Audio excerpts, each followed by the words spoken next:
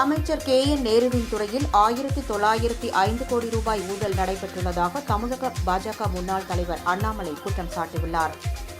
கோவையில் செய்தியாளர்களுக்கு பேட்டியளித்த அவர், அமைச்சர் நேருவின் துறையில் பணி நியமனத்திற்காக 888 கோடி ரூபாய் ஊழல் நடந்திருப்பதை சுட்டிக்காட்டி, அமலாக்கத்துறை தமிழக காவல்துறை பொறுப்பு DGPக்கு கடிதம் எழுதியதாகவும், அந்த கடிதத்தில் 150 பேரை குறிப்பிட்டு வாட்ஸ்அப் உரையாடல்கள், பணம் எப்படி கைமாறியது உள்ளிட்ட விவரங்கள் இடம்பெற்றிருப்பதாகவும் தெரிவித்தார். அது சம்பந்தமாக ஒரு வழக்கு கூட பதிவாகவில்லை எனவும், கடந்த 3ஆம் தேதி மீண்டும் ஒருமுறை பொறுப்பு DGPக்கு அமலாக்கத்துறை 258 பக்க கடிதம் அனுப்பியுள்ளதாகவும், அதில் நகராட்சி நிர்வாகத்தின் குடிநீர் வழங்கல் துறையில் 1020 கோடி ரூபாய் ஊழல் நடந்ததற்கான ஆவணம் இணைக்கப்பட்டுள்ளதாகவும் அவர் குறிப்பிட்டார். வாட்ஸ்அப் உரையாடல், ஹவாலா பணத்தை துபாய்க்கு அனுப்பியது போன்ற விவரங்களையும் அமலாக்கத்துறை தந்துள்ளது எனவும், அநேக வாட்ஸ்அப் உரையாடல்களில் கட்சி நிதி என்று குறிப்பிட்டுள்ளனர் எனவும் அவர் தெரிவித்தார்.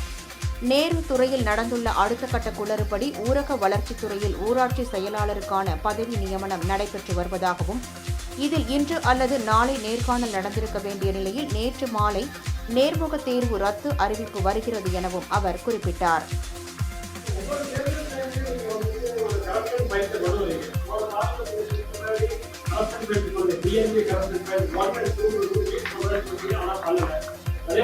ரெண்டு ரிலீஸ் பண்ணேன், DMK 1 2 பண்ணேன். உங்களுக்கு என்னன்னா அண்ணா 2 பண்ணேன்.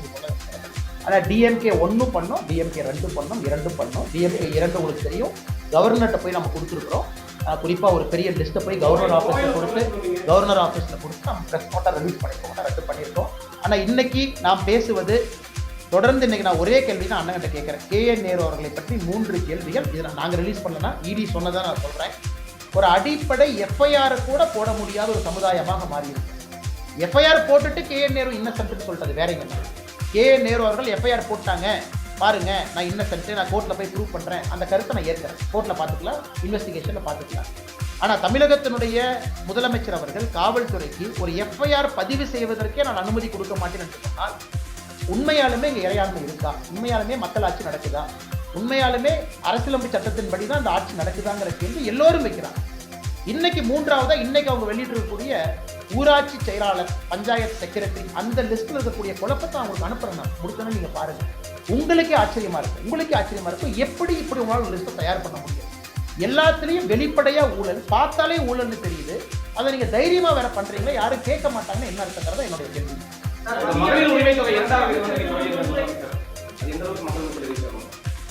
ஆனால் இன்னைக்கு முதலமைச்சர் அவர்களை பொறுத்தவரை அவர் கையில் இருக்கக்கூடிய கடைசி அஸ்திரம் மகளிர் உரிமை தொகையை உயர்த்துவது, பொங்கல் தொகுப்புல பணம் கொடுப்பது, மகளிர் உரிமை தொகையில் அதிக சகோதரிகளை கொண்டு வந்து சேர்ப்பது, இதுதான் கடைசி அஸ்திரம். இதை தவிர ஒரு அஸ்திரம் கிடையாதுங்க. ஏன்னா நம்முடைய நிதி சுமையை பார்த்தீங்கன்னா அதை தவிர CMட்ட வேற கார்டெல்லாம் ப்ளே பண்ணுறதுக்கு இல்லை. அவர் என்னதான் அஸ்திரத்தை பயன்படுத்தினாலும் கூட மக்கள் தெளிவாக இருக்கின்றார்கள். ஆட்சி போக வேண்டும் என்று முடிவு செய்த பிறகு அது மெதுவாக போனான்னா வேகமாக போனாங்க, நிச்சயமா 2026 தேர்தல் ஆட்சி போயிருங்க. இவங்க எத்தனை பேர்த்த சேர்த்து எவ்வளவு உயர்த்தி கொடுத்தாலும் கூட மக்களுடைய மனநிலை ஆட்சி மாற்றம்.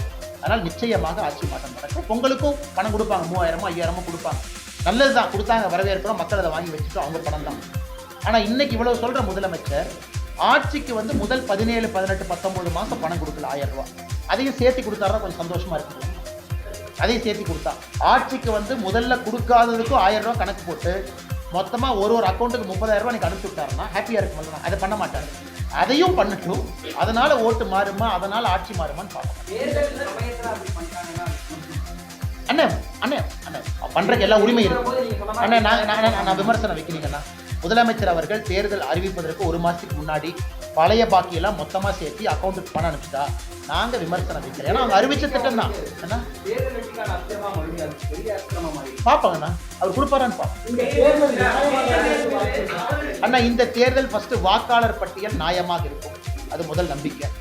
வாக்காளர் பட்டியல் நியாயமா இருந்ததுக்கு அப்புறம் 2வது எக்ஸ்பெக்டேஷன்னா, இந்த வாக்காளர் பட்டியல் ப்ராசஸ்க்கே 4 அகில இந்திய IAS அதிகாரிகள் அனுப்பிச்சிருக்கிறாங்க. தலைமை தேர்தல் ஆணையர் மேலிருந்து 4 IAS அதிகாரிகள் அனுப்பிச்சிருக்கிறாங்க தமிழ்நாட்டுக்கு. இந்த வரைவு வாக்காளர் பட்டியலை ஓவர்சீ பண்றது அர்ச்சனா பட்நாயக் அவர்களுக்கு மேல 4 பேர் வந்திருக்கிறாங்க, நம்முடைய CEO மேல. அடுத்து எங்களை பொறுத்தவரை இந்த மாடல் கோட் ஆஃப் கான்டக்ட் அறிவிச்ச பிறகுதான் ஆபீசர்லாம் தெரிஞ்சு கிளம்பி வருவாங்க. ஆனால் நம்ம டிஎம்கே காரங்க எவ்வளோ ஸ்மார்ட்னு அதுக்கு ஒரு மாதத்துக்கு முன்னாடியே கொடுக்க வேண்டிய இடத்துக்கு பணம் கொடுத்தாச்சு, போக வேண்டிய இடத்துக்கு போயாச்சு, கிஃப்ட் போக வேண்டிய இடத்துக்கு போயாச்சு. அதனால் இந்த வரைவு வாக்காளர் பட்டியல் பிப்ரவரி 2வது வாரம் பப்ளிஷ் பண்ண உடனே தமிழ்நாட்டில் வெளியிருந்து வரக்கூடிய ஸ்குவாடு எல்லாம் அனுப்பணும். IRS officer squad, MCC squad, அவங்க எல்லாம் வந்து இப்போவே அடிப்படை வேலையை செய்யணும். எலெக்ஷன் அறிவிக்கட்டுங்கண்ணா. எல்லா வருஷமே தேர்தல் அறிவிப்பதற்கு முன்பாகவே பணம், மெட்டீரியல் எல்லாரும் மாறுறாங்க. அதை எலெக்ஷன் கமிஷன் செய்து விட்டால் தமிழகத்தில் நியாயமான தேர்தல்.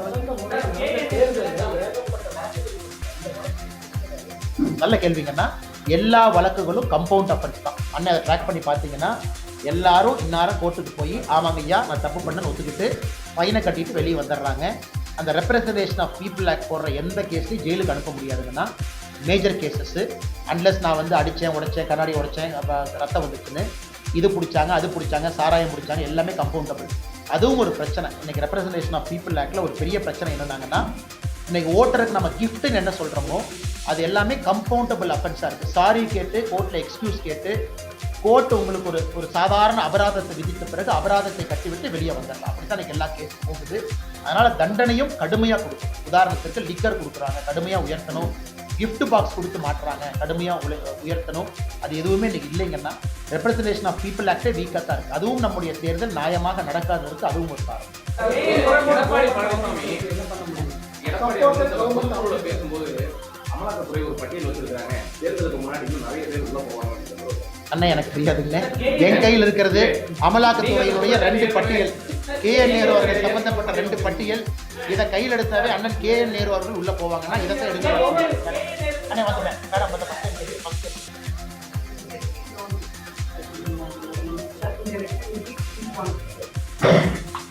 அடுத்த தேர்தலை பொறுத்தவரை அது 3 முனை தேர்தலா அப்படின்னு கேட்டீங்கன்னா இப்போதைக்கு 4 முனை தேர்தல். ஏன்னா அண்ணன் சீமான் அவர்கள் இருக்கிறாங்க, திரு விஜய் அவர்கள் இருக்கிறாங்க, NDA இருக்கு, இந்திய அலையன்ஸ் இருக்கு. அதனால் 4 முனை தேர்தல் இருக்கு. இந்தியாவில் நாம் 4 முனை தேர்தலை ரொம்ப குறைவாகத்தான் பார்த்துருக்கிறோம். சரியான 3 முனை தேர்தலே குறைவாகத்தான் பார்த்துருக்கிறோம். இந்திய அளவில் நம்ம பார்த்தது கிடையாதுங்க. ஆனால் நிச்சயமாக NDA திரு எடப்பாடி பழனிசாமி அவர்கள் ஒரு நம்பர் கொடுத்துருக்குறாங்க, 210 அப்படின்னு சொல்லியிருக்கிறாங்க. பொதுக்குழுவில் 234க்கு 210 அப்படின்னு ஒரு நம்பர் கொடுத்துருக்குறாங்க. அது வந்து ஒரு வரலாற்று சிறப்புமிக்க ஒரு நம்பர். நிச்சயமாக அது வருவதற்கும் வாய்ப்பு இருக்குது. NDA அது வருவதற்கு வாய்ப்பு இருக்குது. காரணம், திமுகவின் மீது கோபம். வலிமையான NDA வரும் பொழுது அந்த நம்பர் நிச்சயமாக தமிழ்நாட்டில் வரும். இன்னும் காலம் இருக்கு, பொறுத்திருந்து பார்ப்போம். ஆனால் அவங்க பேசுகிறோம் டைம் இருக்கு.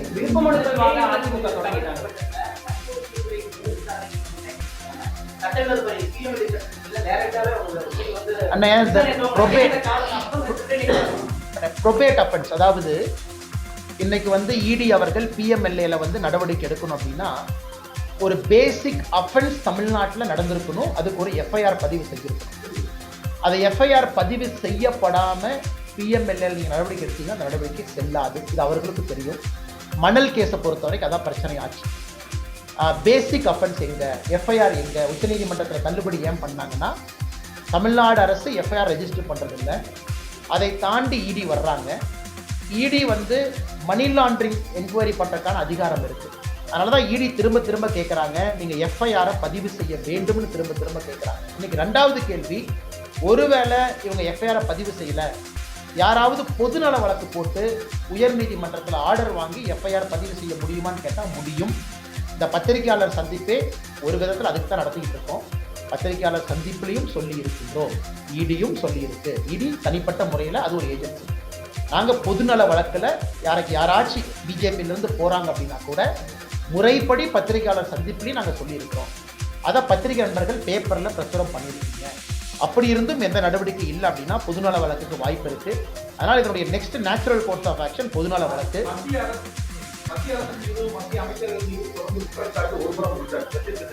மறுபடியும் மத்திய அமைச்சர்களை நேரு போய் சந்திக்கிறது பிரதமர் உள்ளிட்ட சமீபத்தில் நேருடைய மகன் கூட நிதியமைச்சர் பேசினாங்க. அவங்க இங்க வரும்போது அவங்க சந்திக்கல. கேட்டா தமிழ்நாட்டு மக்களின் கோரிக்கைகளுக்காக நான் போய் சந்தித்தேன். அவங்க இங்க வரும்போது சந்தித்து கொடுத்துருப்பாங்க. அதை பற்றி மேலே கருத்து. ஆனால் நியாயமான ஒரு கருத்து தான். நிதியமைச்சர் அவர்கள் நிறைய முறை தமிழகத்துக்கு வர்றாங்க, பிரதமர் அவங்க வர்றாங்க. தமிழகத்திற்குள்ள அவங்க பார்டரை தாண்டிட்டாங்கன்னாவே எதிரி மாதிரி தான் பார்க்குறாங்க. அவர்கள் ஏதோ வேறு ஏதோ ஒரு பாகிஸ்தான்லேருந்து வந்த மாதிரி தான் நடவடிக்கை இருக்குது திமுக. ஆனால் இதே திமுக நானும் பார்க்குறேன், நீங்கள் டெல்லியில் எந்த அமைச்சர் ஆஃபீஸ்க்கு போனாலும் அங்கே வெளியே ஒரு டிஎம்கே எம்பி வெளியே உட்காந்துருக்காங்க. நல்லா இருக்கீங்களான்னு கேட்பாங்க, நல்லா இருக்குங்கண்ணா அப்படின்னு நாங்கள் சொல்லுவோம், நல்லா இருக்குன்னு சொல்லுவோம். அதனால் டெல்லியில் இன்னைக்கு அதிகமாக நம்முடைய மத்திய அமைச்சரவை அலுவலகத்தை பயன்படுத்தக்கூடியது யார் என்று பார்த்தால் உண்மையாலுமே திராவிட முன்னேற்ற கழகத்தினுடைய எம்பிக்கள் எல்லா இடத்துலையும் சுற்றிட்டு இருக்காங்க. எல்லாத்துக்கிட்டையும் நல்லா பேசுகிறாங்க. இவ்வளோ தூரம் ஏன் அன்றைக்கி நவீன் ஜென்ரல் அவருடைய பொண்ணு கல்யாணத்தில் டெல்லியில் யாரெல்லாம் டான்ஸ் ஆடுறாங்க? மவுமோத்ரா டான்ஸ் ஆடுறாங்க. அப்புறம் இந்த பக்கம் பார்த்தீங்கன்னா சுப்ரியா சோலே அம்மா அவங்க டான்ஸ் ஆடுறாங்க. எல்லாம் வெளியே தான் எதிரி. ஆனால் ஒரு பார்ட்டிக்கு போகிறாங்க அப்படின்னா 10 நாள் ப்ராக்டிஸ் வேறு பண்ணாங்களாம். அதனால் டெல்லி அரசியல் வேறு, தமிழ்நாடு அரசியல் வேறு மாதிரி தான் அது மோசமாக இருக்குது. இதை மக்களும் பார்க்கணும், கேள்வி கேட்கணும். திராவிட முன்னேற்றம் நீங்கள் டெல்லியிலையும் பாருங்கள், தமிழ்நாட்டிலையும் பாருங்கள். அதான் எங்கள் நோக்கம். நீங்கள் ஒரு பெரம்பலூரினுடைய எம்பியா நிதியமைச்சரை பார்ப்பதற்கு முழு அதிகாரம் இருக்குது, போய் பாருங்கள். நாங்கள் பாராட்டோம், தயவு செஞ்சு போய் பாருங்கள்.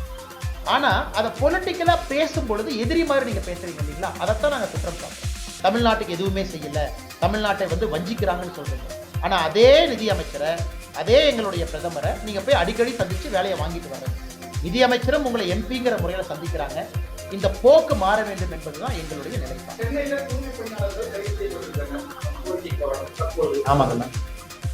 ஆனால் இன்னைக்கு இது முதல் கிடையாது, முடிவு கிடையாது, இது நடந்துக்கிட்டே தான் இருக்குது. காரணம், இன்னைக்கு திராவிட முன்னேற்ற கழகத்தை பொறுத்தவரை சென்னை, தமிழ்நாடு முழுவதுமே தூய்மை பணியாளர்கள் இந்த ப்ராசஸே ஒரு மோசமான ப்ராசஸாக மாற்றி வச்சுருக்காங்க. நீங்கள் ஸ்டடி பண்ணிங்கன்னா அது ஃபுல்லாக இன்றைக்கி அவங்களால ஹேண்டில் பண்ண முடியலைங்கண்ணா. குப்பை என்பதை ஹேண்டில் பண்ண முடியல. எல்லாம் ப்ரைவேட் கான்ட்ராக்ட் கொடுத்துட்டாங்க. ப்ரைவேட் கான்ட்ராக்டில் அவங்களுக்கு ஒரு சம்பளத்தை ஃபிக்ஸ் பண்ணியிருக்கிறாங்க. அந்த சம்பளத்தில் ஒரு பகுதியை கொடுக்குறாங்க, ஒரு பகுதியை கொடுக்கல. தேர்தல் வாக்குறுதியில் பெர்மனன்ட் பண்ணுறோன்னு சொல்லிட்டாங்க. எந்த நகராட்சி, கார்பரேஷன், பேரூராட்சி யாருக்கிட்டையும் நிதி கிடையாது, பணம் கிடையாது. இன்னைக்கு நீங்கள் நாளைக்கு காலையில் தூய்மை பணியாளரை பெர்மனன்ட் பண்ணீங்கன்னா சம்பளம் கொடுப்பதற்கு அரசுகிட்ட பணம் இல்லை. ஆனால் தேர்தல் வாக்குறுதி பண்ணிட்டாங்க. இந்த மெஸ்ஸை திராவிட முன்னேற்ற கழகம் தான் உருவாக்கணும். அவங்க தான் உருவாக்கியிருக்கிறாங்க. இன்னைக்கு உதாரணத்துக்கு திருப்பூர் இந்த பக்கம் பார்த்தீங்கன்னா நம்ம இந்த பகுதியில் போராட்டம் நடந்து கொண்டிருக்கிறாங்க. பல்லடத்துக்குள்ள இடுவாய் பகுதியில்.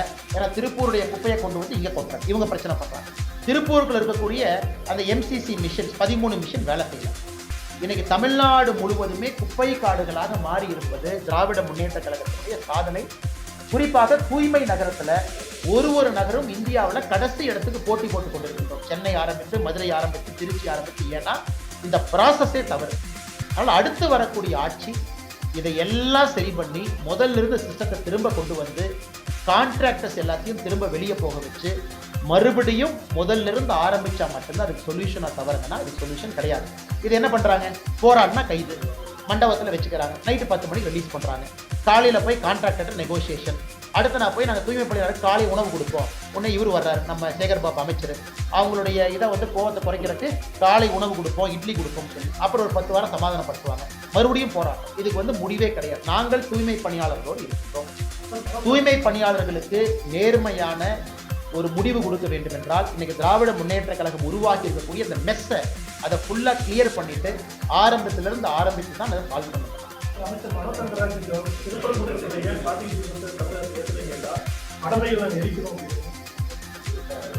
ஆனால் மனோ தங்கராஜ் அவர்கள் அவங்க ஊர் கிள்ளியூரில் நேற்று நம்முடைய ஜிஆர் சுவாமிநாதன் அவர்கள் குறிப்பிட்டு காட்டியிருக்கிறார். கிள்ளியூரில் மயிலாடும் பாறை ஒரு பாறை இருக்குங்கண்ணா கிள்ளியூர். அங்கே வில்சன் ஒருத்தர் மதுரை பெஞ்ச் மெட்ராஸ் ஹைகோர்ட்டில் கேஸ் போடுறாரு. ஜட்ஜு ஆர்டர் போடுறாரு, சுவாமிநாதன் அவர்கள் இல்லை, மயிலாடும் பாறைக்கு மேல் எடுத்த முருகரை கொண்டே மறுபடியும் வைங்க. டைரக்ஷன் கொடுக்குறாரு, முருகரை கொண்டே மயிலாடும் பாறையில் கிள்ளியூரில் வைங்க. இதுவரை அந்த டைரக்ஷனை ஃபாலோ பண்ணல, முருகரை கொண்டு போய் பாறை மேலே வைக்கல. இதே ஜிஆர் சுவாமிநாதன் அவர்கள் திருப்பரங்குன்றத்தில் தீபத்தூணில் தீபம் ஏற்றணும், அதையும் ஃபாலோ பண்ணல. இதே ஜிஆர் சுவாமிநாதன் அவர்கள் திண்டுக்கல்ல இன்னொரு பகுதியில் கிறிஸ்தவர்கள் இந்துக்கள் ஃபைட் பண்ணுறாங்க, அங்கே கார்த்திகை தீபம் ஏற்றணும், அதையும் ஃபாலோ பண்ணல. அதனால் இன்னைக்கு இந்த அரசு நியாயப்படி இது 356 பயன்படுத்த வேண்டிய அரசு. ஒரு கோர்ட்டு கொடுக்கக்கூடிய டைரக்ஷனையே ஃபாலோ பண்ணலைன்னா அந்த அரசுக்கு என்னென்ன வேலை?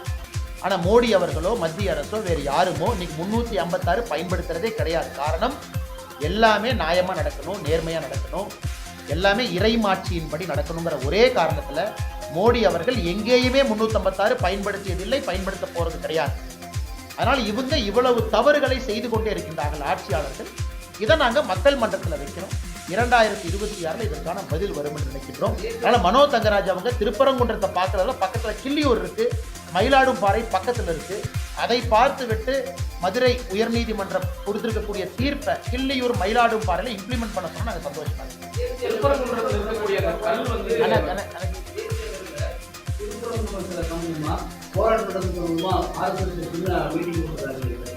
ஆனால் எனக்கு தெரியாதுங்கன்னா ஆர்எஸ்எஸ்னுடைய தலைவர் திரு மோகன் பகவத் ஐயா அவர்கள் தமிழ்நாட்டில் 3 நாள் சுற்றுப்பயணம் முடிச்சுட்டு தான் போயிருக்கிறாங்க. எங்களுடைய ஆர்எஸ்எஸ்னுடைய மூத்த தலைவர்கள் அவங்கெல்லாம் முடிவெடுப்பாங்க. பாரதிய ஜனதா கட்சியை பொறுத்தவரை சகோதரர் சூர்யா அவங்க அன்னைக்கு கைது செய்யப்பட்டாங்க, காவல்துறை தாக்குனாங்க. அந்த காட்சியெல்லாம் நம்ம பார்த்தோம். நயினார் நாகேந்திரன் அவர்கள் மாநில தலைவரை கைது பண்ணாங்க, சம்பந்தமே இல்லாமல் அதெல்லாம் பார்த்தோம். பாரதிய ஜனதா கட்சி போராடி கொண்டிருக்கிறது, தொடர்ந்து போராடும். இந்த கல் வந்து சர்வே கல் தான் அண்ணே மறுபடியும் நம்ம சொல்லுகின்றோம்னா இன்னைக்கு அவங்க ஏஎஸ்ஐ வைத்து யாரை வைத்து அவங்க போட்டாலும் கூட ட்ரிக்னோமெட்ரிக்கல் சர்வே ஆஃப் இந்தியா அப்போ கொண்டு வந்தது பிரிட்டிஷ் காலத்தில் 1800 லேட் 1800 கதை சொல்கிறாங்க. இது உறுதியாக இது சர்வேக்கள் கிடையாது. ஆர்கியாலஜிக்கல் சர்வே ஆஃப் இந்தியா யாரோ ஒரு நாள் அதிகாரிகளை மேலே அனுப்பிச்சிருக்கிறாங்க. அவங்க என்ன ரிப்போர்ட் கொடுத்தாங்கன்னு தெரியாதுங்கன்னா இது எல்லோருக்குமே தெரியும். நம்மகிட்ட சான்று இருக்குது, பல இலக்கிய சான்று இருக்குது. அது வந்து தீபத்தூண் 2 லிட்டர் மேலே வந்து எண்ணெய் பிடிக்க முடியும். சர்வேக்கள் 2 லிட்டர் எண்ணெய் ஊற்றுறதுக்கு எதுக்கு சர்வேக்கள் வைக்க போகிறாங்கன்னா கார்பன் டேட்டிங் எல்லாம் எடுத்து பார்த்துடலாங்கன்னா எல்லாத்துக்குமே தெரியும் அந்த தூண் எத்தனை நாள் அங்கே இருக்குன்னு.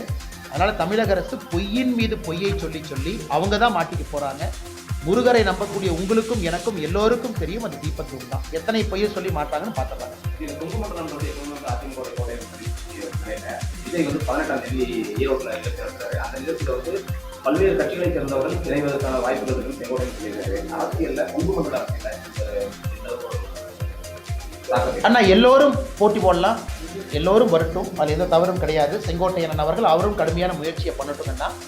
ஆனால் மக்கள் ஆட்சியை மாற்றணும்னு முடிவு பண்ணிட்டா கடைசியில் எப்படி ஓட்டு போடுவாங்கன்னா ஆட்சி அமைக்க தகுந்தவர் யார், யாருக்கிட்ட ஆட்சியாளர்கள் இருக்கிறாங்க, யாருக்கிட்ட எம்எல்ஏஸ் வருவாங்க, யார் எம்எல்ஏவை எனக்கு பழக்கம், எந்த எம்எல்ஏவை நான் வீட்டில் போய் பார்க்க முடியும், எந்த எம்எல்ஏ ஆல்ரெடி இருந்திருக்கிறாங்க, இப்படித்தான் மக்களுடைய மனசு இருக்கும். அதனால் நீங்கள் இன்னைக்கு என்ன வேணாலும் சொல்லுங்கள்.